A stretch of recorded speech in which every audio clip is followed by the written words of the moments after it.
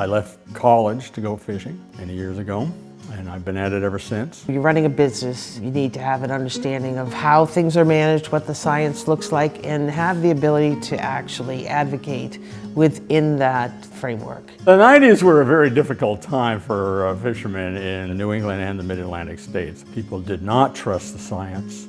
They did not trust the management process. My first council meeting, which was extremely overwhelming. I had no idea of the language they were using. My colleague advised me to go to MREP. Attending the MREP class changed my perception on the data. You'll hear a lot of people say, well, why can't we do this? Or why don't you just do this? Once you learn more about the process itself, it helps you understand it's not just a simple fix. In order for them to effectively manage the fishery, we need fishermen at the table. You ought to understand how the laws work and the science works, and that's what MREP does. It gives you that first foundational step to understand what you need to know, where you can go to learn more if you want to. So going to this program gives people in the industry that education that they need to be part of the process.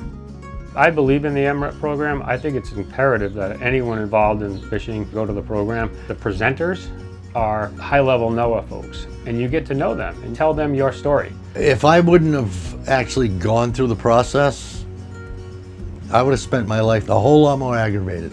MREP definitely helped me become a more confident participant in the fishery management process. MREP informs you where you can give a solid voice to what you see on the ocean. It has led to fishermen sharing ideas, they're talking to scientists, and they're improving the quality of the information that comes into fishery management. Come on and join the fun.